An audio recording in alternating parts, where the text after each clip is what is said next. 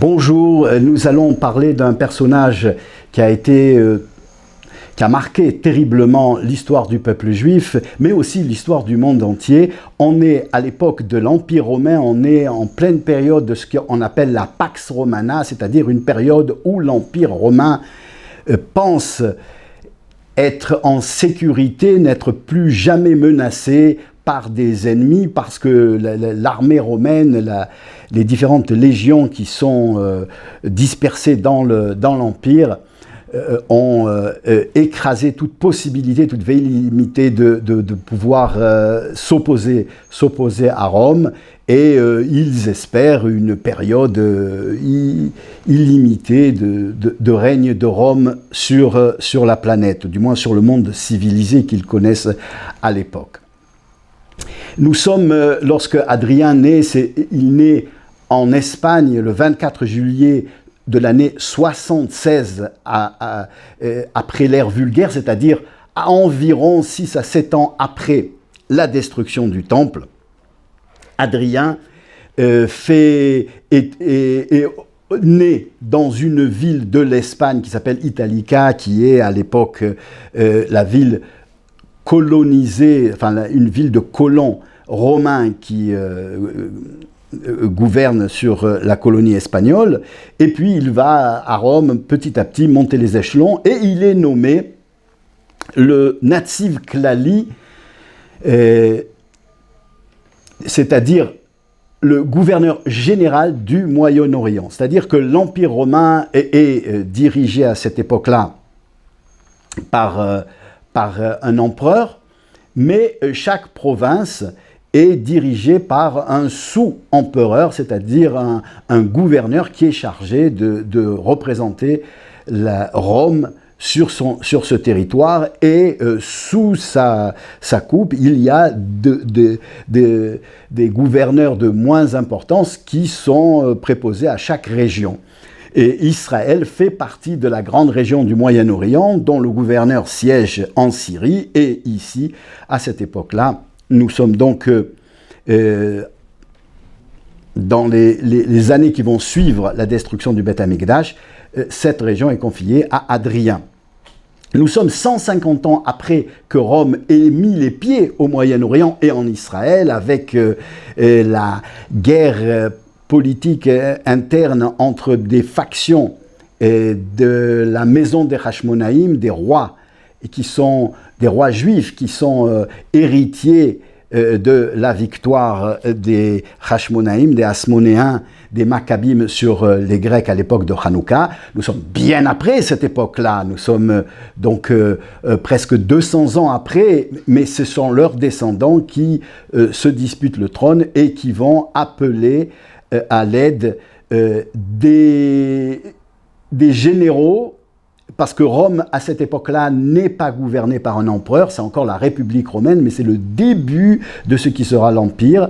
Et à la faveur des courants politiques qui opposent les différents généraux qui brisent le titre d'empereur, il y a César, le fameux Jules César, et puis Pompée, ensuite Auguste et Marc-Antoine. Et puis c'est à la faveur de ces luttes intestines à l'intérieur de l'Empire romain que l'Empire romain va jouer, par l'intermédiaire des factions rivales des Hashmonéens, va jouer le pouvoir à Rome par guerre interposée à l'intérieur du territoire d'Israël.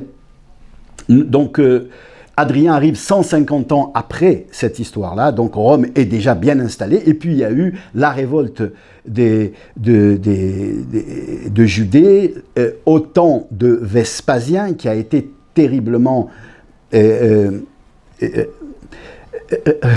répression, qui a été le théâtre d'une répression terrible de la part de Vespasien, et qui a amené à la destruction du Temple. Destruction du Temple qui n'aurait pas eu lieu si les Juifs n'avaient pas voulu une révolte, une révolution contre Rome, dénuée de religiosité, de religion, bien que juive, c'est-à-dire ils voulaient rétablir sur le territoire d'Israël, d'Eretz HaKodesh, une domination juive, un État juif, un royaume juif. Enfin, il ne parlait pas de royaume, il parlait d'État juif, mais qui n'était pas obligatoirement soumis aux lois de la Torah, qui n'était pas soumis à la volonté des sages, à la halacha, à la Torah. Et c'est ce qui va amener la destruction du temple, parce que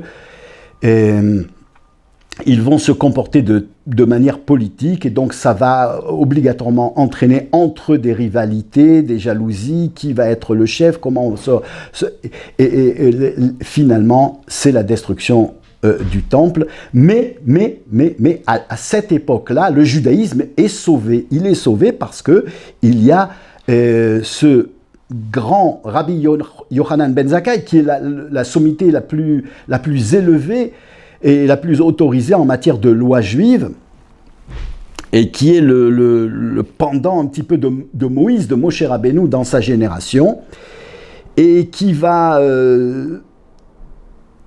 obtenir de Vespasien de sauver le judaïsme en autorisant les Juifs à étudier la Torah et à se réunir en tant que Sanhédrin, en tant que tribunal et parlement juif de la loi juive. Et c'est ce qui permettra la pérennité de la Torah, de la loi juive, du judaïsme et donc aussi du peuple juif, malgré l'écrasement politique de ceux qui se targuaient de vouloir libérer le peuple juif des jougs d'une emprise politique romaine. Alors, Vespasien, après Vespasien, il y a Titus. Titus est le militaire, le général, le fils de Vespasien, en fait, qui va détruire le temple. Mais en tant qu'empereur, il ne durera pas longtemps, pas plus de 2 ans. Et puis ensuite, il y a quelques autres empereurs qui vont lui succéder. Domitien, qui va rester, lui, assez longtemps. Nerva et Trajan. Et pendant ce temps, Adrien est monté et est devenu donc le gouverneur suprême de cette région qui s'appelle le Moyen-Orient. Enfin, ça s'appelle la Grande Syrie à l'époque. Il devient, en l'an 117 après l'ère vulgaire, empereur de Rome. Et donc, il a quitté la région pour devenir empereur, et puis il revient dans la région parce qu'il est attiré par le Moyen-Orient, il est attiré par Israël. En fait, depuis le début de l'histoire de l'Empire, de la conquête romaine, il y a une recherche de spiritualité, une recherche d'identité, de sens de la vie. Et Adrien sait que c'est ici en Israël qu'il pourra trouver la réponse, mais ça ne correspond pas au personnage, ça ne correspond pas aux Romains, aux tripes de l'Empire romain. Et donc, eh bien, la réaction, c'est un antisémitisme atroce, extrême, qui va le pousser d'abord à interdire toute pratique juive, à pourchasser ceux qui étudient la Torah, ceux qui pratiquent le Brit Mila, ceux qui pratiquent la loi, c'est-à-dire les tribunaux juifs, la justice juive, le calendrier juif, enfin tout ce qui rappelle... fait rappel au judaïsme, au fait que Moïse a reçu la Torah et que c'est la volonté du Créateur du monde. Il va écraser, il va faire raser la ville de Jérusalem, interdire aux Juifs d'habiter à Jérusalem. Il va interdire d'appeler le territoire Judée ou Israël. Il va falloir l'appeler Palestine, parce qu'il sait que les Pélistins, les Philistins, ont été durant le plus longtemps dans le passé les ennemis d'Israël, les plus difficiles à défaire. Donc, par souci de malhonnêteté, il appellera ce territoire, la Palestine, ce qui fait qu'aujourd'hui on est encore dans ce dilemme à la Hadrien, finalement. Et Eretz Israël a été appelé Palestine par Hadrien pour effacer tout souvenir de la présence du judaïsme en Israël. Et la ville de Jérusalem, il a fait appeler Elia Capitolina, ça veut dire la ville de Elia. Elia, c'est son prénom à Hadrien, mais c'est aussi le nom avec lequel on désigne on pourrait dire le triumvirat des plus grandes divinités, des 3 plus grandes divinités de Rome. Il veut en faire donc la ville dont il fait partie, lui Hadrien, puisqu'il s'est fait canoniser, il se fait considérer comme un dieu. Et donc ça sera sa ville à lui, la ville de ses dieux, interdisant aux Juifs de réapparaître sur le sol de Jérusalem, et il va raser Jérusalem et en faire l'ébauche de la construction d'une nouvelle ville romaine qui s'appellera Alia Capitolina. Dans cette mouvance de persécution religieuse, le peuple juif n'en peut plus, et il n'est plus question maintenant de cette époque d'or où Rabbi Yochanan ben Zakkai, on est déjà 2 générations après, avait permis au judaïsme une expansion qui sera la signature du judaïsme jusqu'à aujourd'hui finalement. Eh bien, il y a un héritier du trône de la maison de David, vous savez, on l'a dit déjà plusieurs fois, et d'après la loi juive, malgré les remous et les secousses de l'histoire, la couronne de la dynastie de David ne s'est jamais éteinte, et chaque fois que selon les lois, il y a des lois extrêmement précises pour savoir qui est l'héritier, mais en fait, ce sont des lois qui suivent un petit peu, pas tout à fait, mais un petit peu les lois des héritages matériels et des héritages de terrain. Et si l'héritier est un homme extrêmement élevé dans la spiritualité, rejoint la crainte de Dieu, la sainteté de David Améler et l'érudition de son père, donc de David, du roi David, eh bien il est l'héritier du trône, il est le roi, bien que il ne peut ne pas avoir le pouvoir, mais il a le statut de roi d'après la halakha. Eh bien, il y a un homme qui répond à cette définition à cette époque-là. Il s'appelle Shimon ben Koziba. Ben Koziba parce que certains disent parce qu'il venait de cette région qui s'appelle Kéziv. D'autres disent que son père s'appelait Koziba. Et depuis son tout jeune âge, il est reconnu comme... il est reconnu comme un personnage miraculeux, mais aussi d'un très très grand charisme et d'un très grand pouvoir et d'un désir inouï de sauver le peuple juif, de redorer le blason du judaïsme, de se battre pour la liberté religieuse en Israël, de se battre pour le triomphe de la Torah et du monde des Chachamim et des mitzvot. Et il reconnaît en lui des forces qui ne s'attribue pas, qu'il attribue à Akadosh Baruch Hu. Il reconnaît en lui une énergie, une puissance extraordinaire, intellectuelle, spirituelle, mais aussi physique. Et il se dit que ce ne sont pas des forces naturelles, ça ne vient pas de lui, c'est Akadosh Baruch Hu qui les lui donne, qui les lui fournit, et il faut qu'il les utilise, qu'il les exploite pour sauver le peuple juif. Il en rêve depuis qu'il est tout petit. Et il sait que le peuple juif sera sauvé un jour par un roi de la famille de David, et il veut être ce roi-là qui va permettre au judaïsme de triompher à la flamme juive, enfin d'avoir la victoire. Et puisque cette victoire sera complète lorsque Rome sera terrassée, sera vaincue, c'est le moment idéal lorsque Rome est extrêmement forte et que à sa tête il y a un empereur qui ne permet pas l'expression juive dans le monde, qui est extrêmement antisémite. C'est le moment de se révolter et d'écraser Rome, et si Dieu lui donne ses forces, il le pourra. À ce moment-là, une grande partie des sages, des juifs religieux, des juifs pratiquant le judaïsme, et puis de la population juive, voient en lui le Messie. Lui ne se définit pas en tant que Messie, il se définit en tant que roi d'Israël, il veut redorer le blason de David Améler, il se fait nommer, enfin il s'appelle lui-même Nassi, le prince, mais il attend le verdict des Chachamim pour se déclarer en tant que Mashiach, en tant que Messie.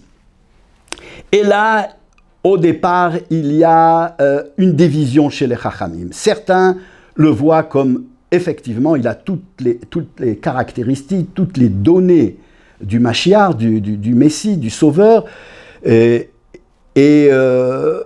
L'histoire de la libération d'Israël par le Messie, par le Sauveur, c'est une histoire du triomphe de la Torah, ça les sages le savent, et c'est le seul qui le propose comme solution pour le peuple juif et pour l'humanité, le triomphe de la Torah, la victoire de la halakha dans le monde.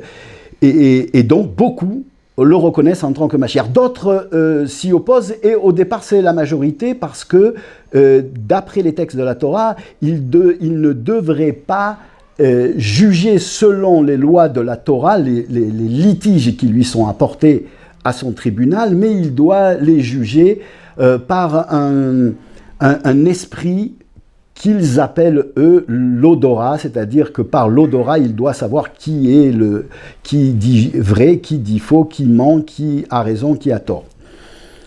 Lui encore juge d'après les témoins, d'après la législation telle que la Torah, le Shulchan Aruch n'existe pas à cette époque-là, mais la loi juive le préconise, et c'est ce qui fait hésiter, jusqu'à ce que Rabbi Akiva, qui est le plus grand maître à son époque, on est donc 3 générations après Rabbi Shimon Bar Yochai, et jusqu'à ce que Rabbi Akiva le déclare en tant que Mashiach.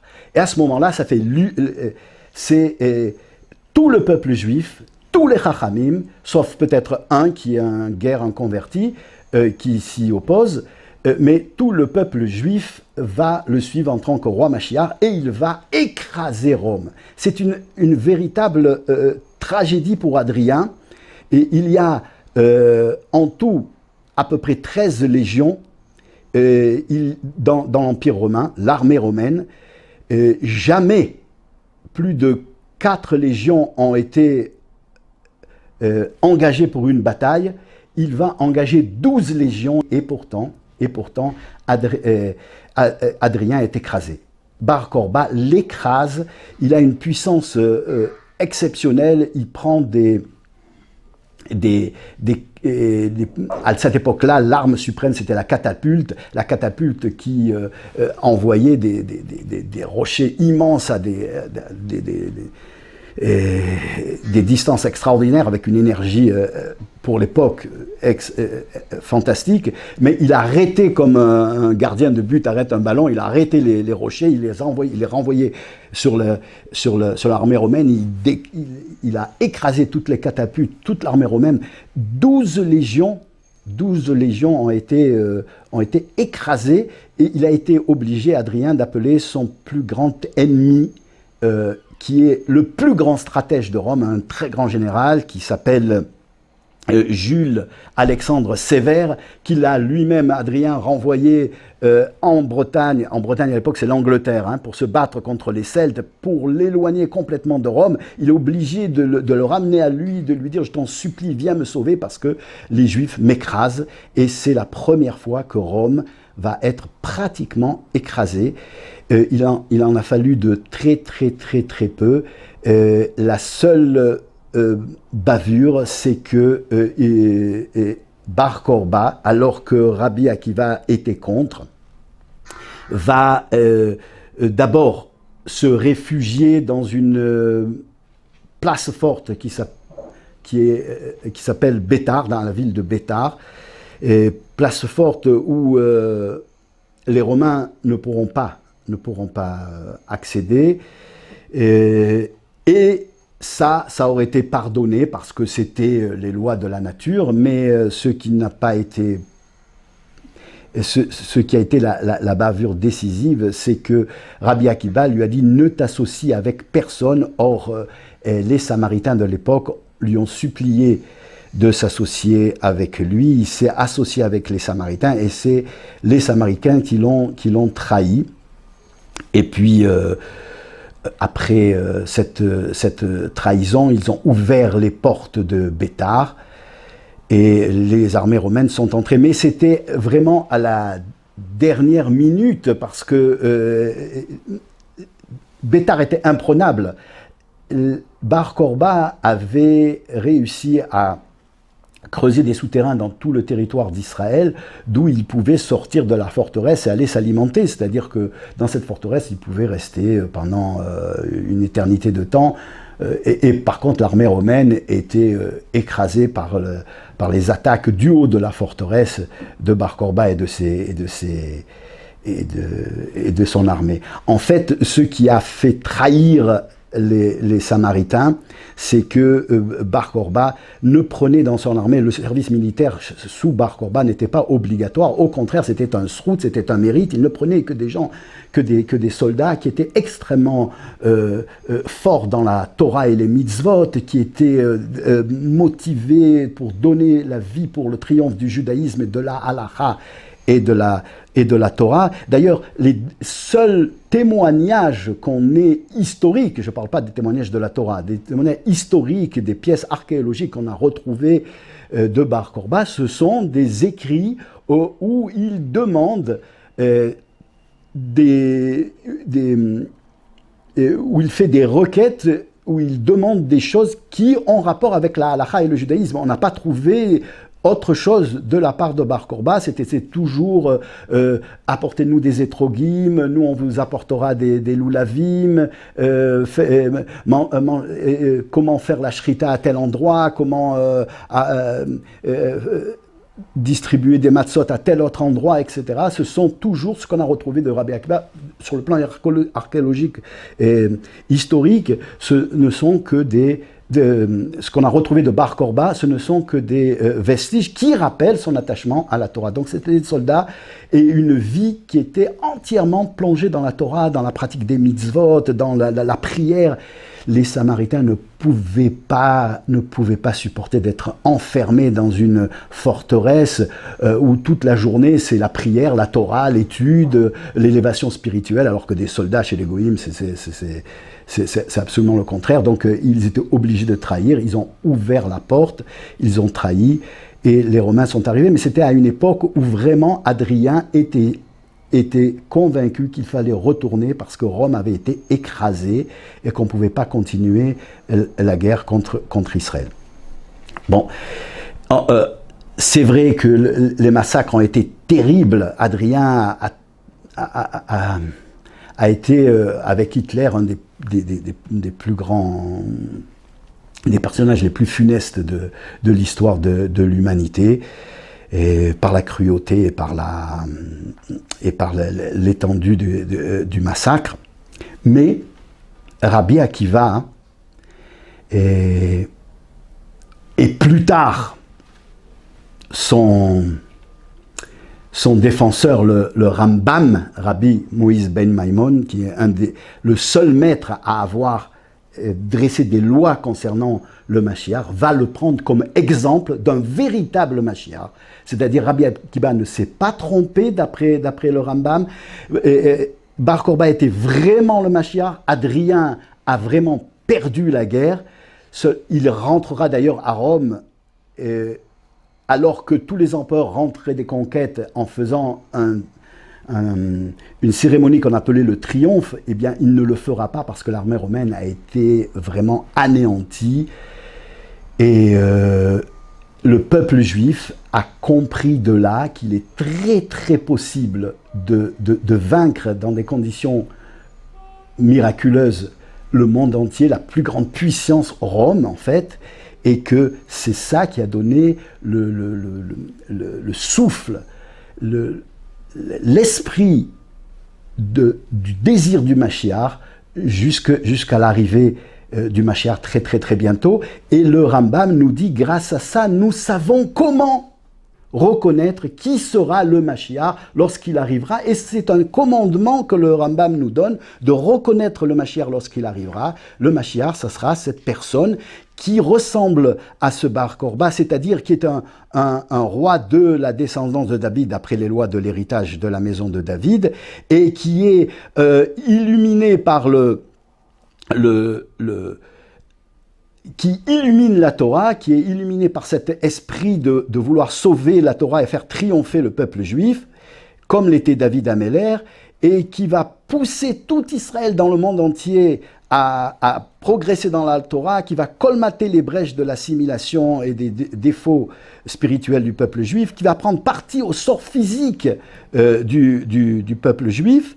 Alors, si on trouve une personne, un tzaddik, un grand chacham, qui répond, eh bien nous devons, nous dit le Rambam, dire qu'il est le Mashiach jusqu'à ce qu'il soit le Mashiach, et alors à ce moment-là, il n'y a plus d'équivoque, ou soit qu'il soit assassiné par des ennemis, ou qu'il ne réussisse pas du tout à faire revenir le peuple juif, ou à faire progresser le peuple juif dans les chemins de la Torah. S'il n'est pas assassiné, et s'il n'est pas, il continue à réussir, eh bien, jusqu'à qu'il soit clair qu'il est le Mashiach, nous avons le devoir, nous juifs, de le considérer comme le roi Mashiach. C'est ce que nous apprenons donc de Bar Korba par l'intermédiaire de l'écrasement de l'armée d'Adrien. Et c'est vrai qu'après Adrien, il va venir Antonin, et les choses vont complètement changer à Rome. Et ça sera petit à petit la fin de l'Empire romain tel que nous le connaissons aujourd'hui. Et si Dieu veut, la fin de l'histoire, eh bien, nous la vivrons tous ensemble très très bientôt avec la venue de Mashiach, que ce soit dans la santé et la joie le plus rapidement possible, le plus concrètement possible. Amen. Torah Box, c'est une véritable yeshiva en ligne qui va vous permettre d'étudier les textes de référence dans les mots Talmud, Livre des prophètes, Chassidut, Moussar, Pensée juive, Halakha. Des dizaines d'œuvres disponibles avec pour chacune d'elles un enseignement adapté. En un seul clic, où que vous soyez, à n'importe quelle heure du jour ou de la nuit.